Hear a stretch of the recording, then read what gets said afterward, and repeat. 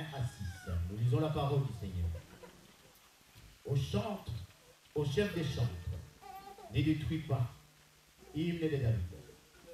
Lorsque Saül envoya cerner les maisons pour les faire mourir. Mon Dieu, délivre-moi de mes ennemis. Protège-moi contre mes adversaires. Délivre-moi des malfaiteurs et sauve-moi des hommes de sang. Car voici, ils sont aux aguets pour m'ôter la vie.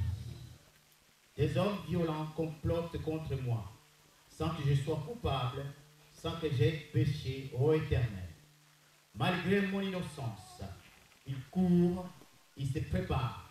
Réveille-toi, viens à ma rencontre et regarde. Toi, Éternel, Dieu des armées, Dieu d'Israël, lève-toi pour châtier toutes les nations. N'aie pitié d'aucun de ces méchants infidèles. Amen. Amen. Seigneur, merci pour cette portion et ta parole qui vient de ta bouche, Papa. La Bible dit que l'homme ne... Mais nous voulons considérer ta parole. Nous voulons réaliser que sans elle, nous ne sommes rien, Papa. Tu nous as sanctifiés par cette parole. Tu nous as mis à part pour que nous puissions t'appartenir, que nous soyons ce peuple-là, que tu t'es acquis, Seigneur, par le sang précieux de ton Fils Jésus, que tu as versé sur la croix du Calvaire à Golgotha. Tu nous as rachetés. Ce matin, ô Père, nous prions pour que, au travers de cette parole, nous fassions ta volonté, Papa.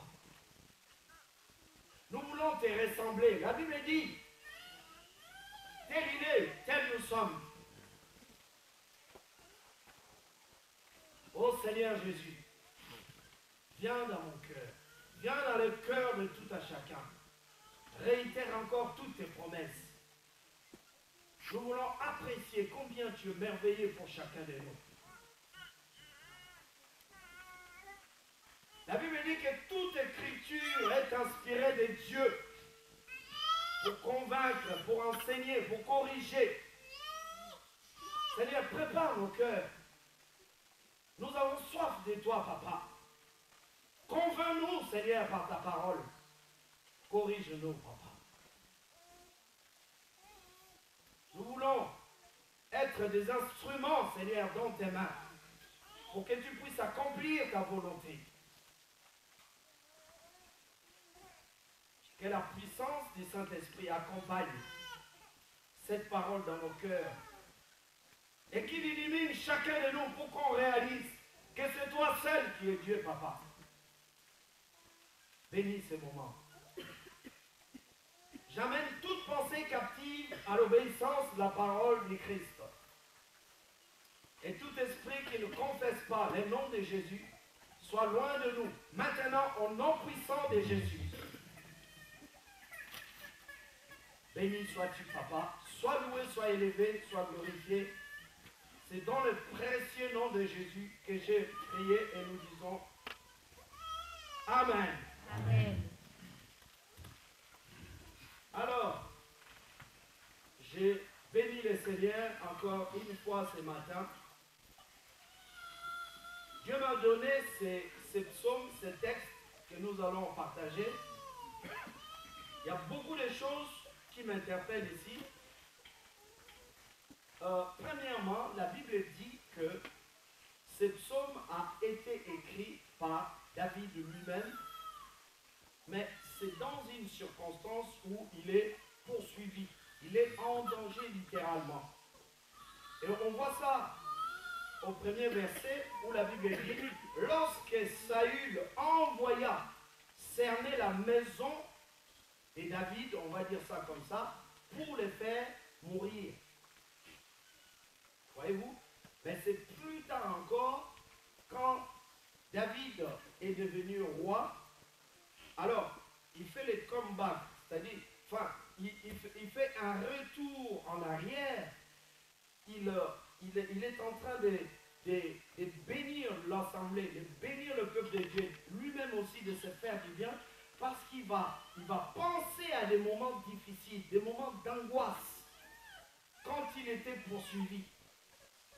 il évoque tous ces moments-là. Mais c'est intéressant de considérer qu'à un moment donné, parce que ce sera le thème de mon message, il nous est dit au verset 5, c'est David lui-même qui l'a dit, pendant ces moments-là. Alors, j'attire notre attention, suivez très bien. La Bible dit, malgré mon innocence, ça c'est David qui parle, malgré mon innocence, ô Éternel, il court, donc les gens qui les persécutent, qui cherchent sa mort, il se prépare. Mais il dit à l'Éternel, il dit, toi Éternel, réveille-toi. Réveille-toi l'Éternel. Viens à ma rencontre et regarde. Alléluia. Alors, donc si on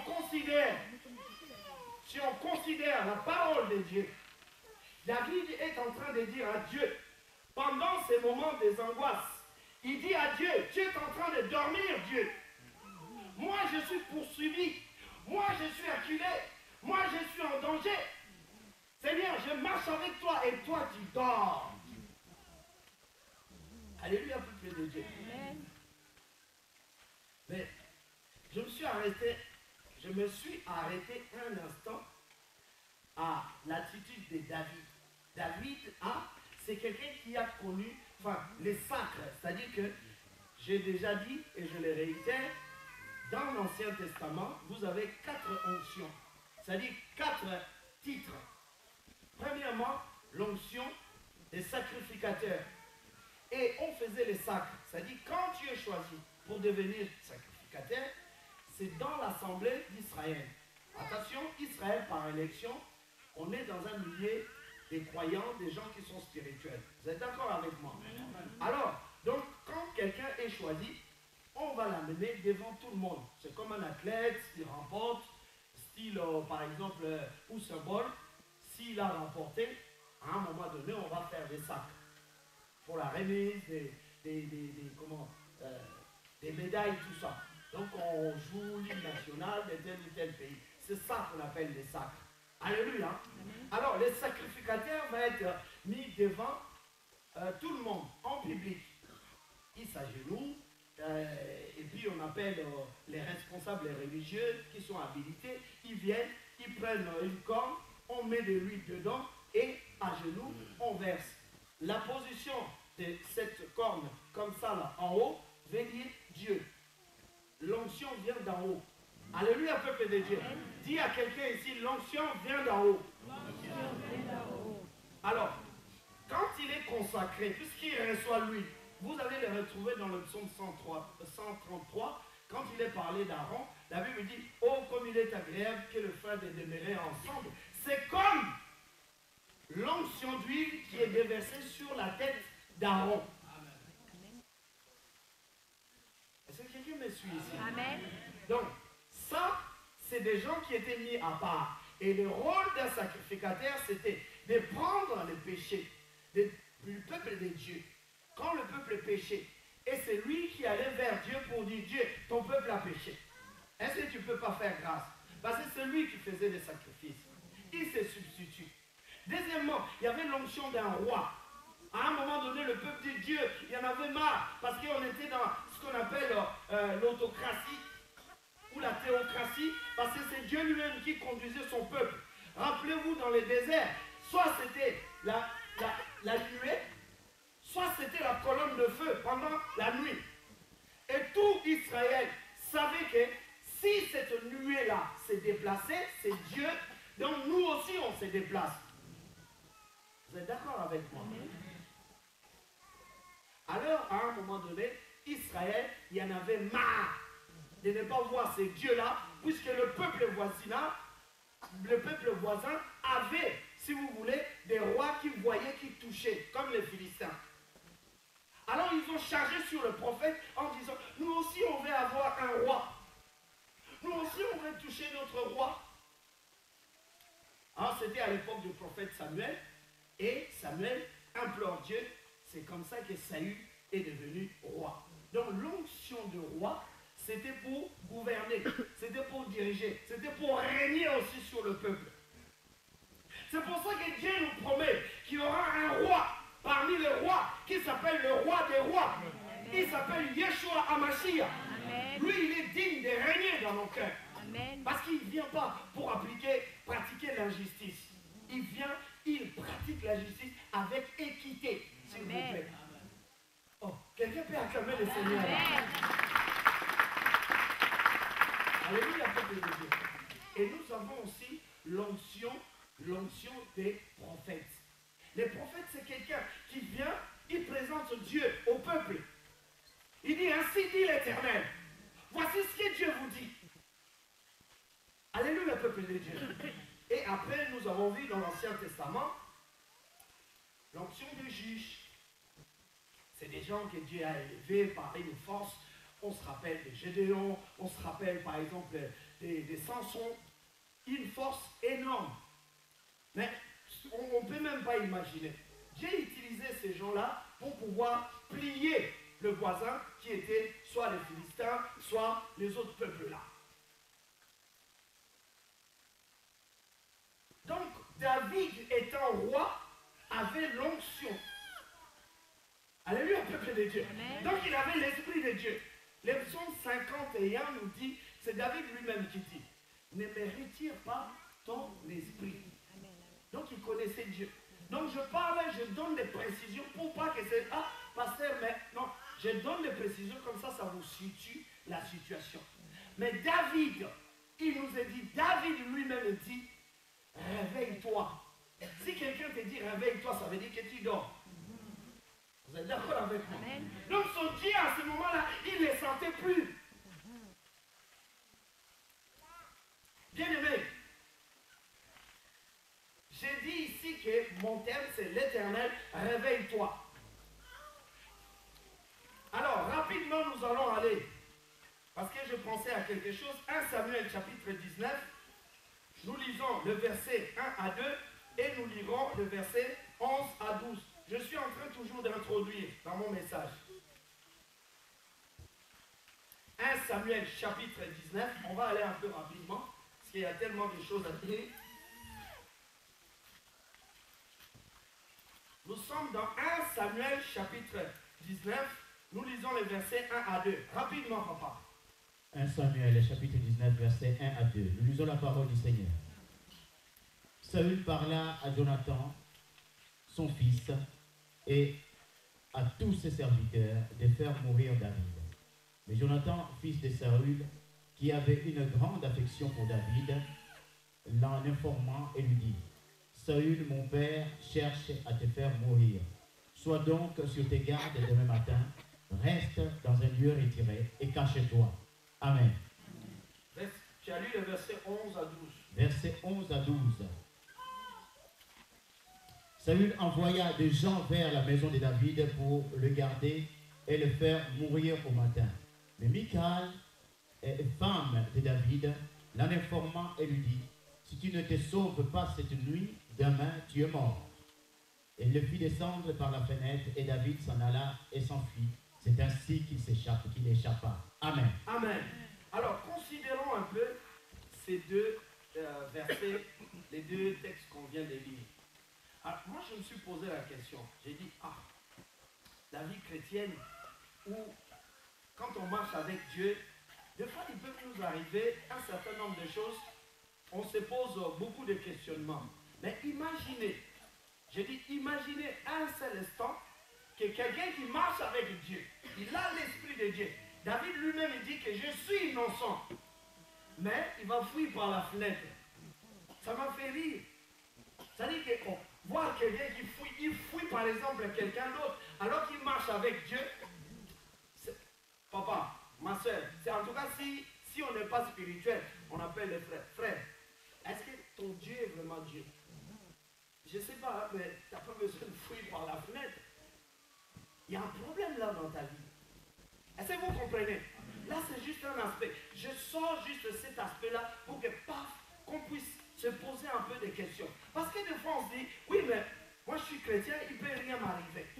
Moi, je suis chrétien, telle difficulté ne peut pas arriver. Moi, je suis chrétien, la maladie ne peut pas arriver. Moi, je suis chrétien, je ne peux pas devenir, par exemple, toucher le RSA, je ne peux pas être ceci, ça.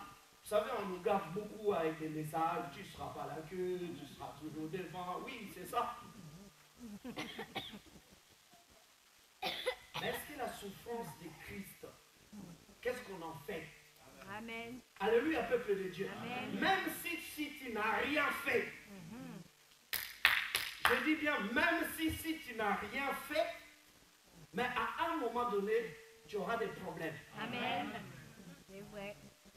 C'est là qu'on va savoir si tu es de Dieu ou pas. Vérité. Est-ce que quelqu'un me comprend ici? Amen. C'est là aussi que par rapport à Dieu, on va savoir si tu aimes Dieu ou tu ne l'aimes pas. Amen. Parce que c'est dans ces moments-là que ta théologie va tomber à l'eau.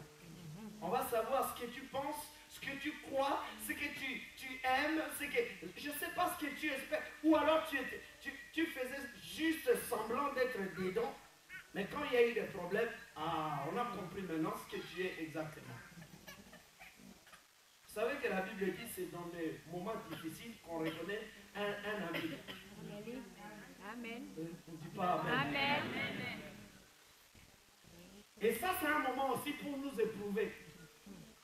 Tu dis à un frère, ah oui, toi vraiment, nous, si on compte depuis la gare jusqu'ici, mais il y a eu des gens qui ont prononcé des paroles là.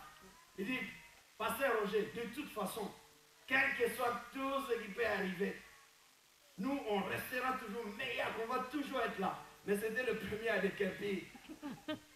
Les premiers à partir, quand ils ont eu des problèmes, ils sont partis. Alléluia, peuple de Dieu. Donc, ce n'est pas ça la vie chrétienne. Donc, on revient maintenant dans notre texte, dans le psaume 59. Parce que je voulais ressortir cet aspect-là pour dire, toi tu viens ici, tu crois que tu es la ferraille, alors que tu es un homme, tu as du sang, tu as de la chair, comme nous, tu auras aussi des problèmes. Amen. Mais pendant les moments de problèmes, n'oublie pas Dieu. Amen. Ne commence pas à dire, oui mais Dieu, tu fais rien, moi je suis cela, j'ai vécu, je fais 40 jours de jeûne et prière, mais pourquoi Dieu ne se manifeste pas?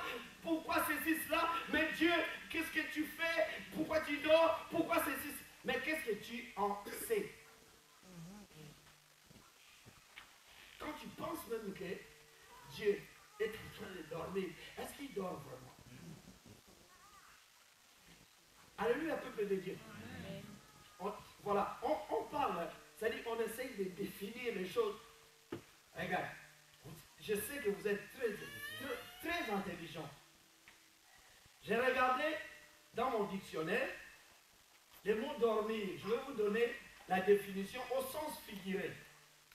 Il est dit que c'est être dans un état d'inactivité. Est-ce que quelqu'un comprend? C'est-à-dire, je suis dans un état où je ne bouge pas, je ne fais rien. Il n'y a pas d'activité. Si on vous prend, on vous met par exemple au travail, ton patron à toi, s'il voit que tu es en train de dormir, pour lui c'est une perte. Parce que tu ne fais rien. Alléluia. L'expression peut même être utilisée même quand tu parles. Si tu travailles pas, il dit, on dort là, réveillez-vous là. Il faut travailler là. Donc David est en train de dire à Dieu, tu dors là. C'est pas normal. Pour moi, c'est une insulte. Dire à Dieu qu'il est en train de dormir. Mais c'est grave pour quelqu'un qui a l'onction. Pour quelqu'un qui a l'esprit. Pour quelqu'un qui parle en langue comme toi. Tu pouvais au moins respecter Dieu. Tu pouvais au moins avoir la maîtrise. Tu pouvais au moins prier d'abord Dieu pour demander lui-même Dieu. Parce que toi, tu prétends avoir l'esprit de Dieu. La Bible dit dans Romains chapitre 8, tous ceux qui sont conduits par l'esprit de Dieu, ils sont fils de Dieu. L'esprit rend témoignage à leur esprit qu'ils sont enfants de Dieu. Ce n'est pas moi qui l'invente. Alléluia. Donc on a l'esprit. Si on a l'esprit, on doit comprendre les choses spirituellement. Comment David peut dire à Dieu, tu es en train de dormir? C'est grave. C'est vraiment grave, mes amis. Voilà comment nous sommes. C'est-à-dire que quand ça va, oui, Amen, Dieu, Alléluia, oui. En tout cas, là, et puis, observez bien, psychologiquement, quand on vient même dans la salle, à l'église, les frères ou la sœur, s'ils dansent, si cette salle-là danse comme ça veut dire qu'il s'est passé quelque chose de bien. Elle a reçu peut-être une bonne nouvelle, ou je ne sais pas, une situation qui l'a rendu comme ça. Mais quand ce n'est pas toujours comme ça, pour louer Dieu. Alors ton Dieu, il est plus vieux. On est tous comme ça, mes amis. Et David ici est en train de nous dire quelque chose. Il dit, mais si Dieu dort, il dit, réveille-toi. Alors moi, je te dis, est-ce que Dieu dort seulement? Il y a des choses, faisons attention. C'est écrit dans la Bible, mais cette parole-là, ce n'est pas la parole de... Enfin, au sens, Dieu nous a laissé ça dans l'ensemble. Mais c'est la pensée humaine. Quand vous prenez la Bible, je donne un exemple. Tout ce qui est dans la Bible, ça m'enseigne. Dieu l'a voulu comme ça. Mais ce n'est pas forcément Dieu qui l'a dit. Quand par exemple Jésus va parler avec Pilate ou il va parler avec Judas, c'est la pensée de Judas. Mais c'est resté dans la Bible. Faisons attention. Il faut... Oh my God. Est-ce que quelqu'un comprend? Parce que toi tu vas dire, mais oui, mais c'est écrit. Mais oui, mais c'est qui dit ça? Est-ce que c'est Dieu qui dit que je suis en train de dormir? Alléluia, peuple de Dieu. Si on n'a pas, dès le départ, une meilleure théologie, et ça existe parce que beaucoup de gens ne croient pas. C'est pour cela que Jésus dit par exemple, vous ne comprenez pas les Écritures ou alors vous êtes dans l'erreur. Et on peut ne pas comprendre les Écritures. Et quand on ne comprend pas Dieu comme il le faut, c'est déjà un défaut. Parce que ça peut nous faire défaut. Faisons attention. Faut vraiment, on a droit à l'erreur, bien sûr. Mais avec beaucoup d'humilité, on revient parce que Dieu va nous enseigner. Mais j'ai envie de dire à quelqu'un, au-delà de tes difficultés, de tes problèmes, de tout ce que tu endures, même si tu crois que tu vis dans une pire situation, Dieu reste Dieu. Amen. Rien ne changera à Dieu. Si Dieu dit qu'il est amour, même quand on est en train, comme la vie d'Étienne, on est en train de les lapider, Dieu reste toujours amour. Il ne changera pas. Jamais, jamais et jamais. C'est nous qui changeons Dieu. Amen. Parce que Dieu, il n'a aucun intérêt. Je dis bien aucun intérêt à te faire souffrir, dans le sens où toi-même déjà, c'est lui qui t'a créé.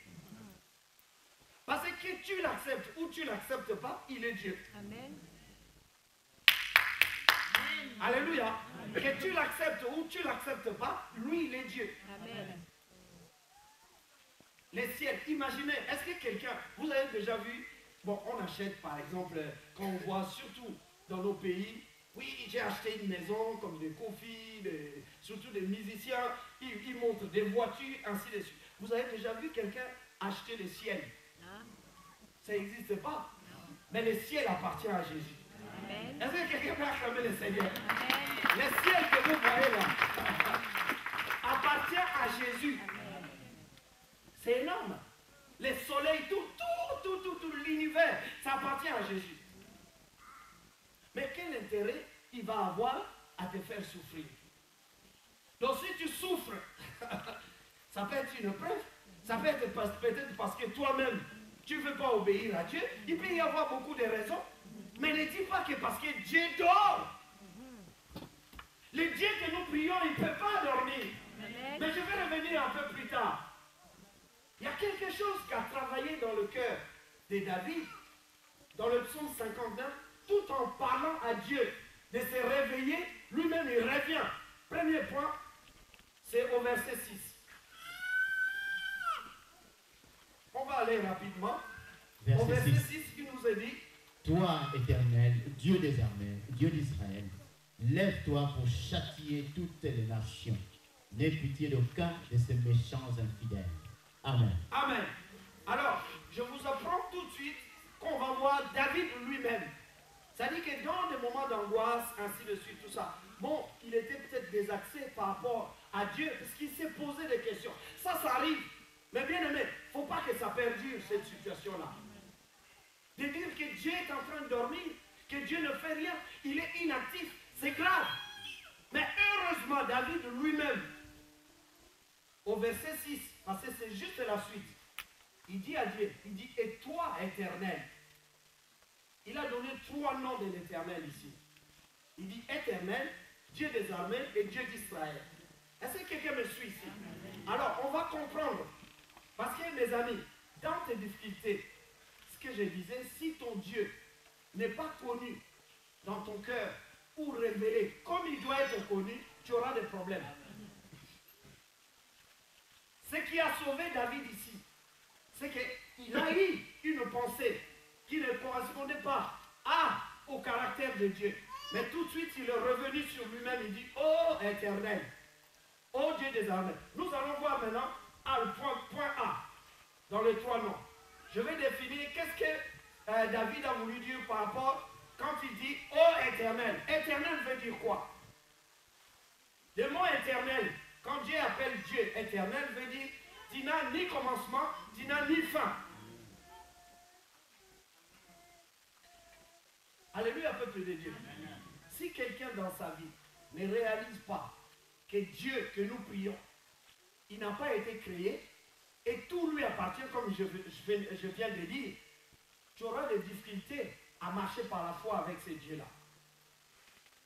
Parce que tu auras tendance à amoindrir ton Dieu. Alors quand il dit l'Éternel, ça veut dire que David est en train de dire, tu n'as ni commencement ni fin. Et David, il invoque le nom de Dieu en disant en même temps, dans le nom éternel, que Dieu est le Dieu de l'Alliance. Je vais vous expliquer. Le Dieu de l'Alliance veut dire quoi? Admettons que, Papa Jean-Jacques, mets-toi là s'il te plaît.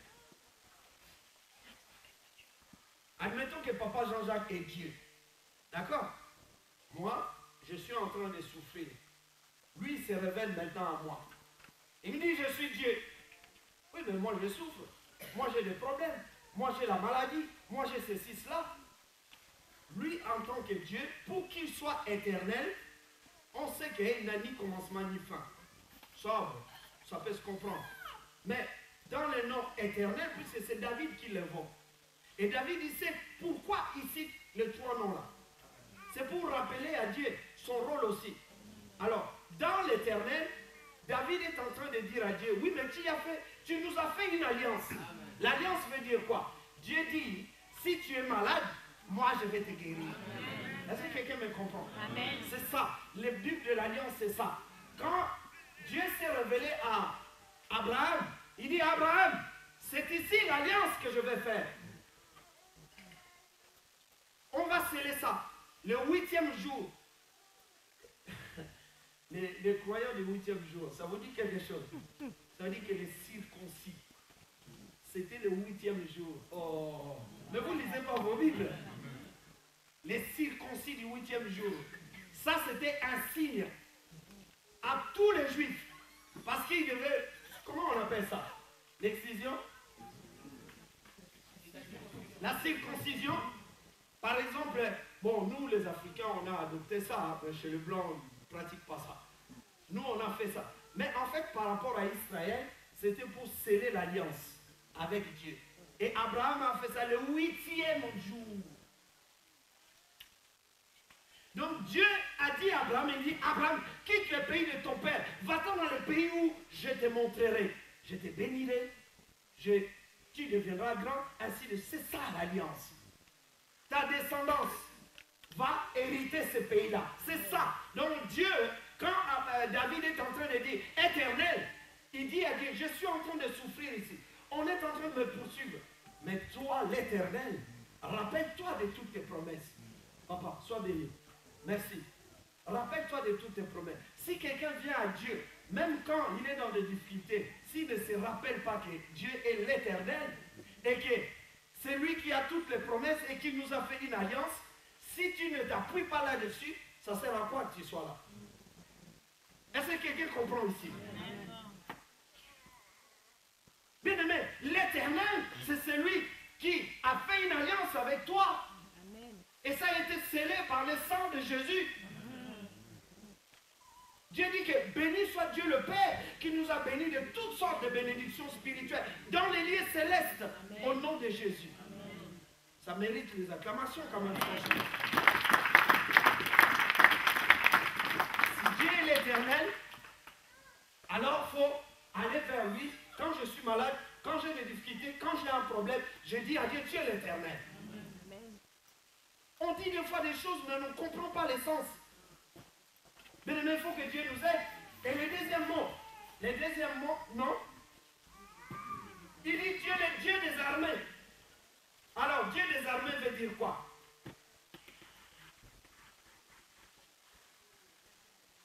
L'Éternel, c'est David qui dit. Il dit Dieu, je souffre, on me poursuit, on veut ma mort, mais Dieu est l'Éternel. Ça veut dire que je crois à tes promesses. De toute façon, je ne vais pas mourir parce que toi, tu vas intervenir. C'est ça qu'il voulait dire. Mais en même temps, il dit, Dieu est le Dieu des armées. Ça veut dire quoi, le Dieu des armées?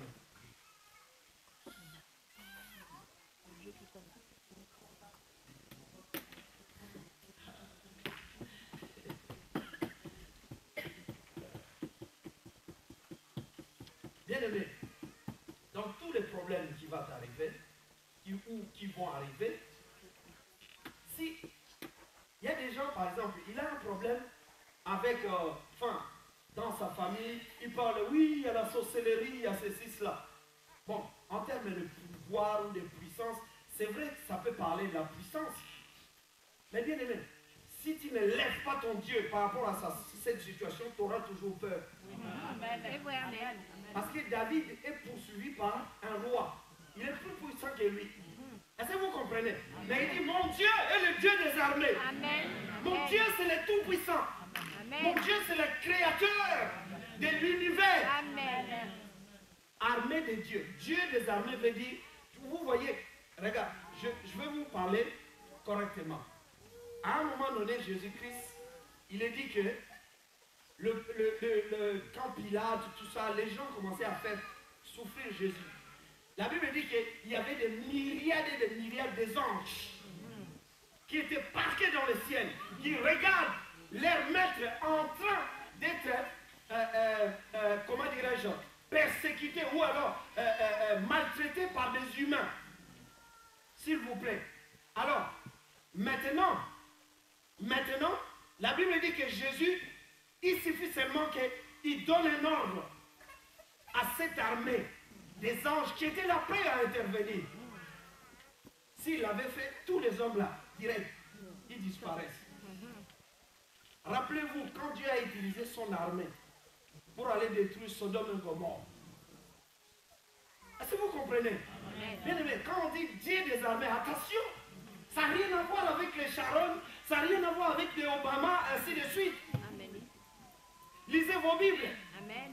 La Bible dit, la Bible que je lis me dit, dans Apocalypse, il y aura la guerre d'Armageddon. Vous savez ce que ça veut dire? La guerre du bien et du mal. Ce jour-là, le Fils de l'homme lui-même va apparaître avec une armée céleste. C'est pour pratiquer la justice sur la terre.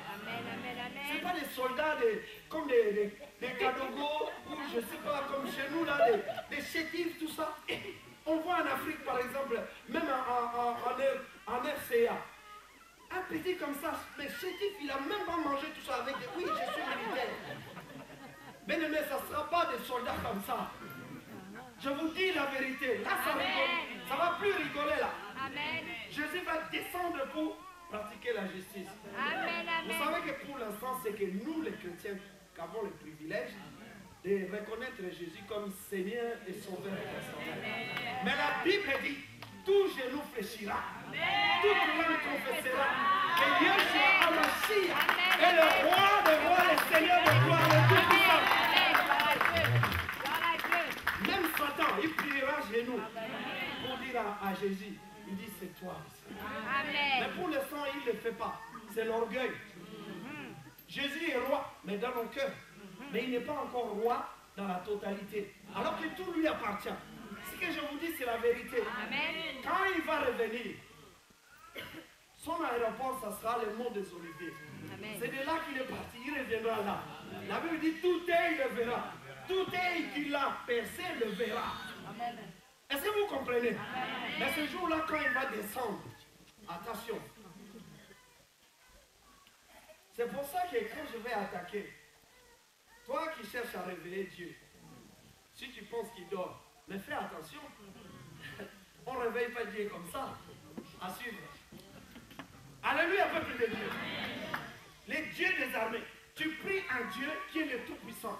Ça veut dire que s'il y a des puissances ici-bas, ou d'autres puissances que tu connais, parmi toutes ces puissances-là, Jésus est au-dessus. C'est ça le Tout-Puissant.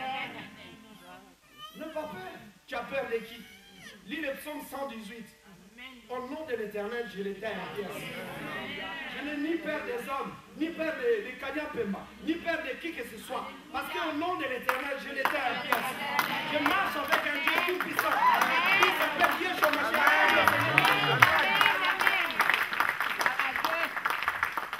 Les chrétiens d'aujourd'hui, ils ont peur.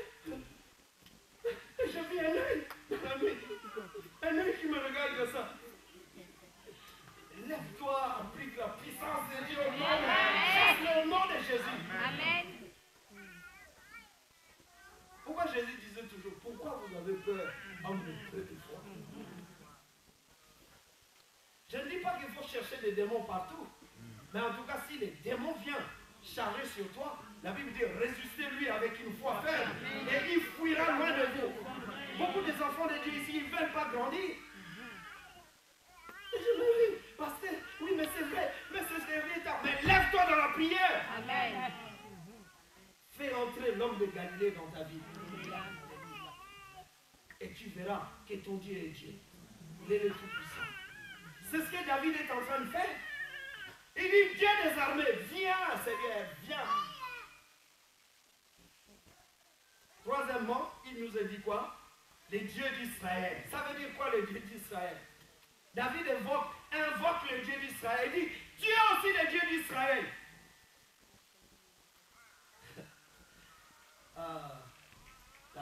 J'aime la parole de Dieu. Vous savez, à un moment donné, il faut savoir qui tu es, quelle position, est-ce que tu marches vraiment avec lui. Si tu ne comprends pas toutes ces choses-là, ta vie chrétienne, ça va toujours tomber à l'eau. Moindre problème, tu fuis. Moindre problème, je ne viens plus à l'église. Oui, mais parce que tu ne comprends rien. David, il ne fuit pas. Il dit, je vais fuir Saül, mais je vais réclamer la grâce de Dieu. Je vais dire à mon Dieu ce qu'il est pour moi. Quand il est dit ici, il dit le Dieu d'Israël. Je veux maintenant vous expliquer. Ce n'est pas David qui a choisi Dieu. Israël est devenu Israël, le peuple de Dieu, par élection.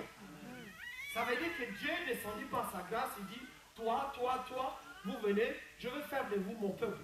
C'est Dieu qui décide. Est-ce que vous comprenez? Donc, si c'est Dieu qui décide, si c'est Dieu qui a décidé pour mon élection, lui-même va s'occuper de moi. Amen. Je pose la question autrement. Est-ce qu'entre toi et Jésus, c'est qui porte le nom de l'autre? Pourquoi on t'appelle chrétien? Parce que tu t'appuies sur Jésus. Amen. Alléluia. Amen. Vous savez qu'il y a un verset dans un psaume qui dit, non, donne pas la gloire à nous, pas à nous ta gloire, mais donne ta gloire à ton saint nom. Ça veut dire quoi? Ça veut dire que Dieu qui nous a appelés, qui nous a choisis, qui nous a élus, qui a fait de nous des chrétiens. Alléluia, peuple de Dieu. Quand tu as un problème, je parle bien quand on est dans l'obéissance, quand tu as un problème, Dieu sait que tu portes son nom. C'est comme si on fait partie d'une famille royale. Même chez nous au pays, quand tu faisais partie de la famille, par exemple, de Mobutu, ou même aujourd'hui avec, comment il s'appelle, avec Joseph Kabila, attention, hein, tu touches à un cheveu d'un fils, par exemple, de Kabila, c'est Kabila lui-même peut venir te voir là. Il dit, c'est la dernière fois. Vous êtes d'accord, oui ou non? Mais Jésus, c'est pareil. Quand David est en train de réclamer, il dit, tu es le Dieu d'Israël. Moi, je ne t'ai pas choisi. C'est toi qui es venu vers moi. Tu as fait de moi ce que tu voulais. Amen. Maintenant, j'ai des problèmes. Viens. Amen. Viens intervenir. Amen. Est-ce que quelqu'un comprend? Acclame le Seigneur, mon Dieu.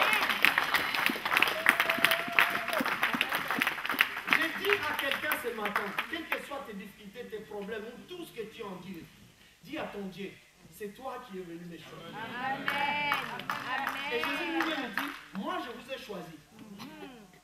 Alléluia. Amen. Et vous êtes mes amis, je vous ai choisi. C'est Jésus qui a choisi les 12 apôtres, ce n'est pas l'inverse. Est-ce que vous comprenez? Si tu deviens juste, si tu deviens saint, pas saint, sainteté dans le sens où je ne pêche pas, tout ça, non. Saint parce que tu as été sanctifié par le sang de Jésus, il t'a mis à part, aux yeux de Dieu, tu es devenu propre. Parce que Dieu regarde que Jésus. Est-ce que vous comprenez? Amen. Quand Dieu me regarde, comme ça là, il ne me voit pas moi, il voit Yeshua en moi. Amen. Pourquoi? Parce que l'esprit de Christ est en nous. Amen. Et c'est écrit dans Galates. Il a pris de son esprit, Jésus, il a dispatché ça à tous ceux qui l'ont accepté comme Seigneur et Sauveur personnel. Donc Dieu, Jésus-Christ lui-même, il viendra défendre son nom dans ta vie. Amen. Puisque toi, tu es chrétien, si tu défends sa cause, si quelqu'un, pourquoi la Bible dit si quelqu'un touche même à la prunelle de l'œil d'un de mes enfants, il saura ce que je suis. Je vous dis la vérité, Amen. il est le Dieu d'Israël. Ça veut dire qu'il est mon Dieu dans le sens où il m'a choisi. S'il m'a choisi, il va défendre sa cause dans ma vie. Amen. Les gens peuvent dire de moi ce qu'ils veulent. Amen. Les gens peuvent me critiquer, ils peuvent faire tout ce qu'ils veulent. Mais quand l'homme de Galilée se lèvera, il défendra son nom. Amen. Acclamez le Amen. Seigneur.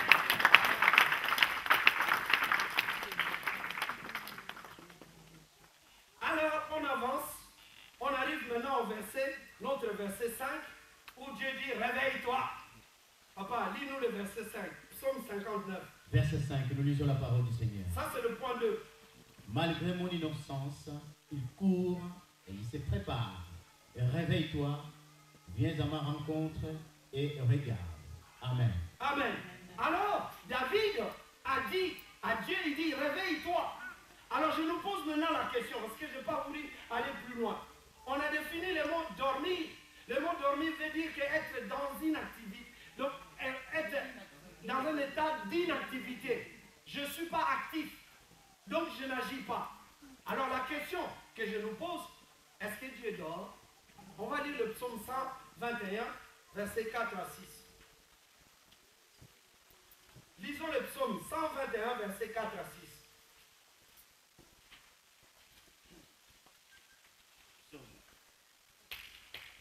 Psaume 121, verset 4 à 6. Nous lisons la parole du Seigneur.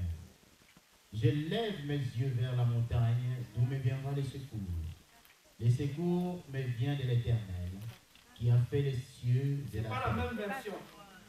C'est un problème de Le découpage. découpage. C'est pas grave. Donc, Amen. chez toi, vous lisez dans le psaume 121, versets 4 à 6. Lui, il va lire dans le psaume 120. Amen. Psaume 120, verset 4 à 6. Alléluia. Dans ma détresse, c'est à l'Éternel que j'écris et il m'exauce. L'Éternel, Éternel, délivre mon âme de la lèvre mensongère. Non, c'est pas ça.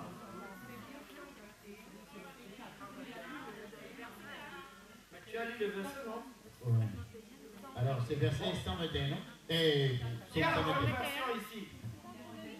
Voilà. Amen. Quelqu'un qui a la bonne version va nous lire ça.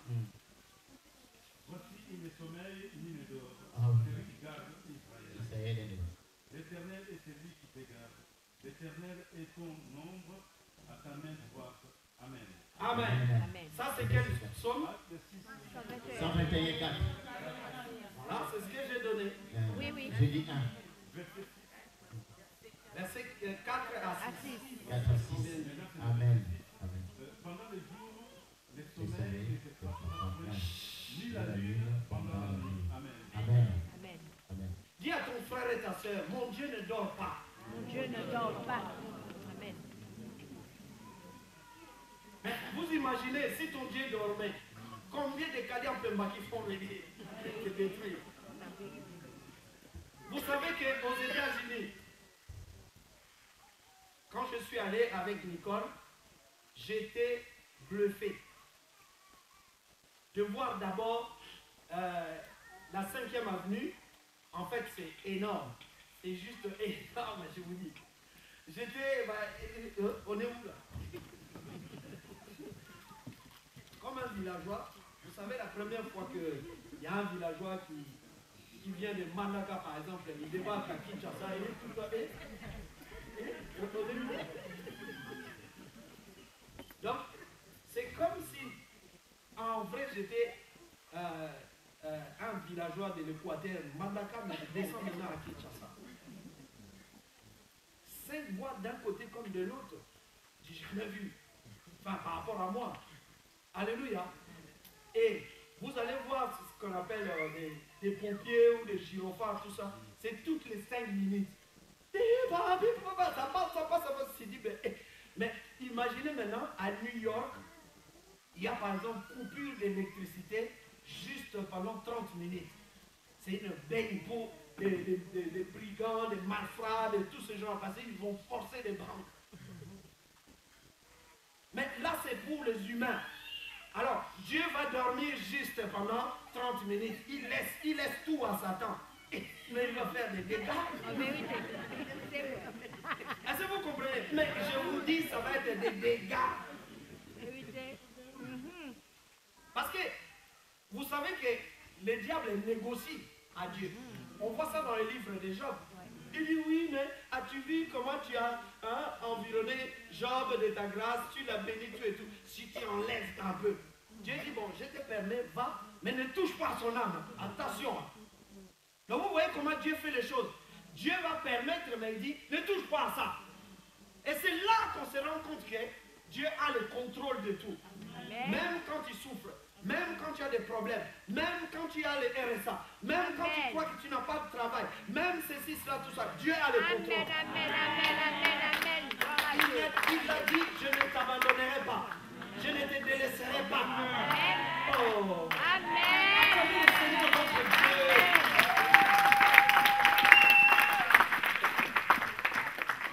C'est pour ça, j'ai intitulé ce message, j'ai l'impression. C'est une impression que j'ai de voir que hey, Dieu est en train de dormir, mais en réalité, il ne dort pas. Amen. Quelqu'un a déjà vu un serpent?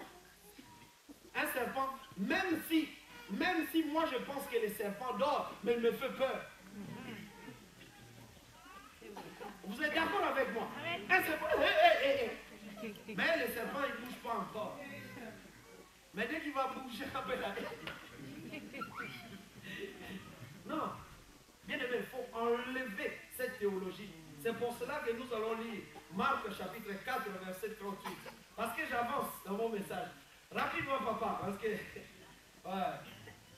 Marc chapitre 4, verset 38. Nous lisons la parole du Seigneur. C'est intéressant. Marc chapitre 4, verset 38.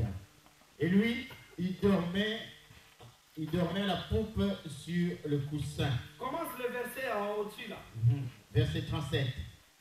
Il s'éleva un grand tourbillon et le flot s'est jeté dans la barque au point qu'elle se remplissait déjà. Et lui, il dormait à la poupe sur le coussin. Ils les réveillèrent et lui dirent, Maître, ne t'inquiètes-tu pas de ce que nous périssons? Amen. Amen. Donc là, il nous a dit, parce que quelqu'un va me dire, style, ouais, mais Jésus dormait aussi. Alléluia. Mais on va comprendre la parole de Dieu.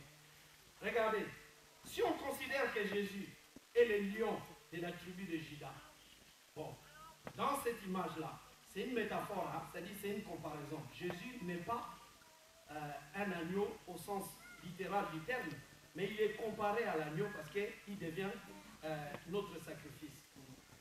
Donc, il est un agneau, mais c'est une métaphore. Je ne sais pas si vous comprenez. Oui. C'est comme si je dis à une femme, par exemple, tu es comme un papillon par rapport à sa beauté. Mais la femme n'est pas le papillon. Compris là? Voilà. Admettons maintenant que Jésus soit le lion. Bien aimé, j'ai regardé une émission de l'Animalia à la télé, tout et tout. Quand l'homme, même quand un lion dort, quand il approche le lion, il y a deux possibilités. Quand le lion va se réveiller, il va se passer des choses. Soit il voit, ça c'est un homme, il veut m'attaquer, il t'attaque. Vous comprenez? Ou alors il te connaît, alors c'était toi. comprenez? Maintenant, je pense dans ma vie spirituelle que Jésus est en train de dormir. Là, on prend les textes. Jésus rentre dans la barque avec ses disciples. Mais la particularité de ces textes, et c'est là que les disciples ont vu vraiment que Jésus est Dieu. La Bible dit qu'il y avait un tourbillon. Les tourbillons, c'est comme une sorte de, comment on va dire ça, de tsunami. Mais à un degré, on ne peut même pas mesurer. La Bible dit qu'il y avait un flot. C'est-à-dire le flot là, c'est de l'eau. C'est une masse liquide qui commençait à rentrer dans la barque. Mais Jésus dormait toujours. C'est impossible. Impossible pour un humain. Les degrés de ce tourbillon et l'eau qui était déjà rentrée dans la barque, que Jésus continue à dormir. Donc, cet aspect-là, je veux que tu comprennes. C'est-à-dire que Dieu, comme il a la maîtrise de sa création, comme il est Dieu lui-même, comme il sait qu'il contrôle la nature, ce n'est pas la nature qui influe sur lui. Amen. Donc lui peut dormir parce qu'il a confiance. Et c'est cette confiance-là que Dieu veut que si tu marches avec Jésus, que rien ne puisse te bousculer. Est-ce que quelqu'un comprend quelque chose? C'est-à-dire que quand je marche avec Jésus, puisque je lui fais tellement confiance, même quand je suis dans une situation de RSA, ça ne me dit rien. Parce que j'ai toujours confiance qu'il peut changer ma situation. Même quand je suis malade, on me dit vraiment que, Pasteur Roger, tu es stérile, tu ne peux pas enfanter, ainsi de suite. J'ai dit, ah bon? Alors je me tourne vers le maître. Je dis, maître de ton confiance. Les rois des rois. Toi, qu'est-ce que tu dis? Il dit, non, c'est pas un problème, continue à dormir. Je vais m'en occuper. Donc ça me fait aucun souci. Je viens à l'église, il y a un frère ou une soeur qui ne m'aime pas. Je les regarde comme ça. J'ai dit, il s'est passé un ignorant. Est-ce que j'ai confiance en mon Dieu? Est-ce que vous comprenez? Mais notre problème c'est quoi? C'est-à-dire que on fonctionne, c'est-à-dire on marche avec Dieu, mais on ne réalise pas qu'on est avec Dieu. Alors tout ce qui vient de l'extérieur, ça influe sur nous. Or, il ne faut pas que ça soit comme ça. La foi, c'est le fait de se projeter à Jésus, de considérer qu'il est le Dieu des armées, qu'il est l'Éternel, qu'il m'a choisi, il est le Dieu d'Israël, et il est mon Dieu, et il a le contrôle de tout, donc je suis tranquille. Amen. Je disais, les deux possibilités fait que si je réveille Jésus, est-ce que quelqu'un m'entend ici? Amen. Il va se passer deux choses. Positivement ou négativement. Je vais vous l'expliquer. Toujours dans les textes. Pierre vient. Il dit à Jésus, il dit, Seigneur, tu es en train de dormir, réveille-toi. C'est l'impression qu'il a de Jésus. C'est pour ça que j'ai dit, quand nous disons que Jésus dort, ici, c'est normal. Jésus vient de prêcher. On va dire ça littéralement. Il dort. Et je vais vous expliquer pourquoi Jésus dort. Alléluia. Jésus dort parce que quand il est venu sur la terre, il a pris l'enveloppe humaine. Donc de ce fait, Jésus est homme, comme toi, comme moi. Donc son corps aussi peut avoir des moments de faiblesse dans le sens où il ressent un moment de récupérer, ainsi de suite. C'est dans ce sens-là, puisque son humanité doit être respectée. Il mangeait, ainsi de suite. Jésus, ce n'est pas un esprit qui disparaît comme ça, tout ça. Non, il était humain aussi. Dans ce sens-là, il venait de prêcher dans le contexte. Il venait toute la journée de guérir les malades. Donc il était épuisé. Il devait dormir. Mais quand il dormait même, il avait le contrôle. Est-ce que vous me comprenez? Maintenant, je disais, faire attention quand on veut réveiller Jésus. Parce que je vais avoir soit besoin de Jésus, je vais le réveiller. Mais quand je vais le réveiller, est-ce que Jésus me connaît? Est-ce que quelqu'un comprend? Je vous ai donné l'image d'un lion. Je vais approcher un lion. J'ai besoin de ce lion-là. Est-ce que ce lion-là me connaît? Daniel, les lions là, Dieu les a préparés, ils connaissaient Daniel. Est-ce que vous comprenez? Daniel avait des problèmes. Mais on l'a mis avec les lions. Les lions l'ont reconnu. Ça va, Daniel? T'es un pote. C'est parce que c'est toi. C'était quelqu'un d'autre. On allait charger sur toi. Je ne sais pas si ça vous interpelle. Alors, la Bible dit que Pierre a commencé à crier. Seigneur, réveille-toi, tu ne vois pas, on est en train de périr, tout et tout. Et il pensait que Jésus était en train de dormir. En réalité, il dormait, mais le sommeil de Dieu, c'est un sommeil parfait, un sommeil doux, un sommeil où on ne peut pas faire des commentaires. Parce qu'il a le contrôle. C'est ça que je vous ai interdit de dire que, ah oui, mais non, mais Jésus dormait. Ah non, attention. Les flots n'ont pas eu l'impact sur lui. Les tourbillons n'ont pas eu de répercussions sur lui. Bien qu'il dormait. Oh, j'aime ça. Amen. Alléluia. Amen. Mais quand il s'est réveillé, il dit, ah, c'est toi Pierre. Qu'est-ce qui se passe? Oui, mais Seigneur, toi tu dors, mais nous tu es tout. Homme de peu de foi. Je t'ai dit, il faut avoir la foi. T'as pas vu? Moi je dormais, j'ai contrôlé les flots, j'ai contrôlé les tourbillons. Tu peux le faire. Mais c'est pas grave. Puisque c'est toi, maintenant tu vas voir. Qu'est-ce qui s'est passé? Jésus se lève, il dit à la tempête, tais-toi! C'est pas ça ou c'est ça? C'est ça. C'est-à-dire qu'un lion, quand il se réveille, si tu n'es pas avec lui, il va t'attaquer. Toi qui es là, qui crie le nom de Jésus comme ça, attention quand il va se réveiller. Si tu n'es pas en règle avec lui, pour qu'il agisse dans ta vie, il va dire, mets ta vie en règle. Parce que je suis en colère là. Parce que là, je viens de me réveiller, là, tu me réveilles pour n'importe quoi. Alors, mets d'abord ta vie en règle. Parce que quand je vais commencer à décider là, même cette maladie-là, c'est quoi ta maladie? C'est quoi? Vas-y, dis, c'est quoi ta maladie? Oui, mais non, parce qu'on m'avait dit les sida. Ah, les sida. Alors, sida, dégage. Allez, parle. En fait, nous, on voit ça comme ça là, mais le sida a un nom. Toute maladie a un nom. Mais la Bible dit dans Ephésiens, de tous les noms qui se nomment. Oh my God. Amen. De tous les noms, je dis bien, si Marie perd un nom, ah ben ça existe. Si par exemple une maladie comme, par exemple, je ne sais pas, gonocoxie ou tout ce que vous voulez, ça a un nom, frère. Si ça a un nom, il y a un nom au-dessus de tous les noms. Amen. Amen. Amen. Et ce nom-là, il faut l'utiliser. Beaucoup n'utilisent pas le nom de Jésus. Acclamez le Seigneur votre Dieu.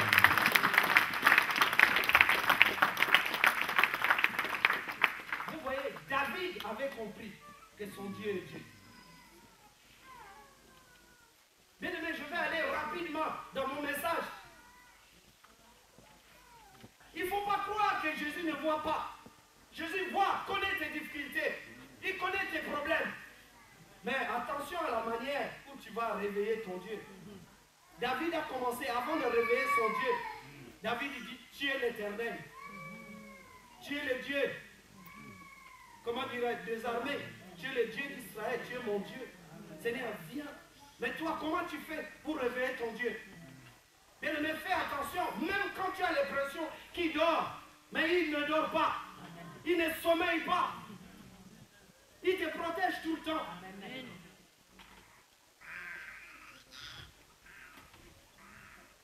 J'avance rapidement. Papa, on va lire le verset 2 à 4. Psaume 59, verset 2 à 4. Nous lisons la parole du Seigneur. Mon Dieu, délivre-moi de mes ennemis. Protège-moi contre mes adversaires. Délivre-moi des malfaiteurs et sauve-moi des hommes de sang. Car voici, ils sont aux aguets pour m'ôter la vie. Des hommes violents complotent contre moi, sans que je sois coupable, sans que j'aie péché, ô Dieu, ô Éternel. Amen. Amen. Donc là, on avait dit qu'il était question de Saül, qui avait mis des hommes en place pour poursuivre David, pour le tuer. Vous êtes d'accord avec moi? Alors, je voulais dire quoi? Saül, il est qui? Il est quand même de la maison d'Israël. Est-ce que vous comprenez? Saül, tu m'aimes pas, Dieu m'aime. J'ai envie de te dire que Dieu t'aime ce matin. Amen. Jésus t'aime d'un amour éternel. Jérémie chapitre 31, verset 3. Si Dieu t'aime, c'est pour que Dieu te montre aussi que oui, mais si les autres te rejettent, moi je t'aime Alors pour l'amour que j'ai de toi, continue la route. Amen, amen, amen. Ne quitte pas l'église. Tu vas quitter l'église comme ça là pour qui? Tu viens à l'église pour Dieu. La Bible dit dans Romains chapitre 8, rien ne nous séparera de l'amour de Dieu. Soit tu l'as connu, soit tu ne l'as pas connu. Mais si tu l'as connu, reste. Dis à ton frère et ta soeur, reste avec nous, papa, maman. Reste avec nous, on a besoin de toi.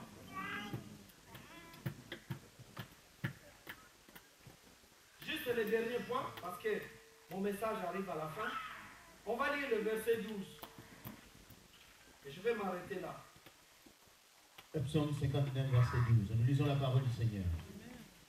Ne les tue pas de peur que mon peuple ne l'oublie. Fais-les errer par ta puissance et précipite-les. Seigneur, notre bouclier. Amen. Amen. Oh, mais je me suis étonné. David prie, il dit à Dieu, il dit ne les tue pas. Frère, sœur, c'est rare de voir un frère, moi le premier. Un frère, une sœur, elle a des problèmes, oui, il a des problèmes avec peut-être quelqu'un. Après, ça gonfle là. Pasteur, chasse-le. Il faut chasser, tuer cette personne-là. Comme ça, moi, je vais être bien. Alléluia. Est-ce que vous comprenez là? Mais David, il prie à Dieu. Il dit, Dieu, ne le tue pas encore. Dis à ton frère et ta soeur, ne tue pas ton ennemi encore. Je vais vous expliquer pourquoi. Alors, David, plus tard, il demande à Dieu de les détruire. Ça, c'est un autre problème. Mais j'aimerais qu'on considère ces versets. Pourquoi David demande que Dieu ne tue pas ses ennemis? Bien-aimé, ton ennemi, en tout cas si c'est un homme ou une femme, parce que nous n'avons pas à lutter contre le sang et la chair. Je préfère pas que mon ennemi c'est un frère là, tout ça. Non, c'est ton frère. Ton ennemi c'est le diable. Mais le diable peut rentrer aussi dans l'homme et l'homme peut causer aussi des dégâts. Il peut nous pourrir la vie ici. Alléluia. J'ai envie de dire à quelqu'un, Dieu est tellement juste que quand David priait à Dieu de ne pas détruire ses ennemis, c'était pourquoi? Parce que David n'était pas encore roi quand Saül était en train de le poursuivre. Dieu dit, David dit à Dieu, tous ces gens-là qui me poursuivent, qui me pourrissent la vie, ne les détruis pas. Il faut qu'ils voient quand je deviendrai roi. Amen. Amen. Est-ce que quelqu'un comprend ici? Amen. Bien-aimé, ton ennemi, il faut qu'il voit ton élévation. Alléluia. Amen. Les jours qu'il va voir ton élévation, il va se dire, son Dieu est vraiment Dieu. Amen. Israël, le peuple d'Israël, bien-aimé, poursuivi par Pharaon qui les a maltraités. Pharaon croyait que Israël lui appartenait. Mais un jour, Dieu s'est élevé. Il s'est élevé dans la vie des enfants d'Israël. Il a séparé la mer Rouge en deux. Il a fait traverser son peuple. Alléluia. Amen. Et les Égyptiens eux-mêmes et les Israélites, ils ont compris une chose. Les Égyptiens que vous voyez, vous ne le verrez plus jamais. Amen. On a proclamé à Meillat que cette année, c'est une année de distinction. Dis à ton frère et ta soeur, ton Dieu fera la distinction. Amen.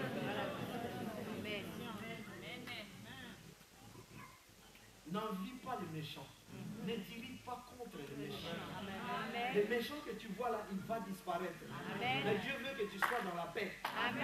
Dieu veut que tu laisses, prie comme ton Dieu, qu'il laisse encore ton ennemi. Alléluia, peuple de Dieu.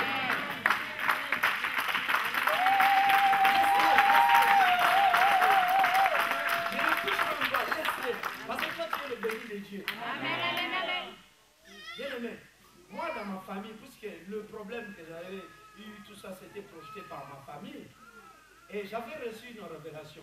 Dieu m'a dit quoi? Il dit, parce qu'à un moment donné, c'est humain, hein? Je vous dis, je suis cash avec vous. C'est humain, à un moment donné, tu te rends compte, ces gens-là, ils m'ont bloqué. J'aurais eu un fils avec maman Nicole dès le départ. Notre fils allait avoir peut-être l'âge de Mélodie, je le vis net. Alléluia. C'est un exemple que je donne. Mais Dieu fait tellement bien les choses, je ne regrette pas parce que c'est la volonté de Dieu. C'est ça qu'il faut faire attention aussi. Dieu peut me faire vivre longtemps aussi, qu'est-ce que vous en savez? Vous savez qu'il y a un centenaire qui vient de faire un exploit avec son vélo. Il m'a fait mal. Et une question, il dit, oui, j'étais pas vraiment en forme. Mais la prochaine fois, je sais, oh, mais c'est un centenaire déjà. Peut-être qu'il connaît son secret, mais nous, on a le Seigneur. Pourquoi on a peur? Dis à ton frère et ta soeur, mais pourquoi tu as peur? Pourquoi tu as peur? Dans le monde, il y a des centenaires. Dieu peut me faire grâce de voir encore les fils de mes fils. Amen. Ben oui. Mais oui. Par rapport à l'autre, il me reste encore une bonne 50aine d'années. Et alors, mon Dieu peut faire quelque chose. Amen. Pourquoi tu as peur? Alléluia. C'est ça. Nous marchons avec un Dieu tout-puissant. Bien aimé. Donc je disais, maison, ma famille là, maison que tu es tout. J'ai reçu la révélation. Le Seigneur dit non. S'il meurt tout de suite, il ne saura pas qu'ils t'ont lié. Pour eux, tu n'auras pas des enfants. Mais ils vont mourir juste quand ils vont savoir que tu as des enfants. Et Dieu a accompli sa parole. Amen. Il y a eu des messages qui sont partis là-bas. Roger a un enfant. Un deuxième. Et un troisième.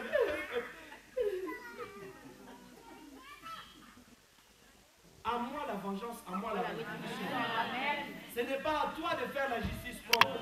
Amen. Il faut laisser lui-même Dieu s'occuper de tes amis, de tes ennemis. Que Dieu vous bénisse. Amen.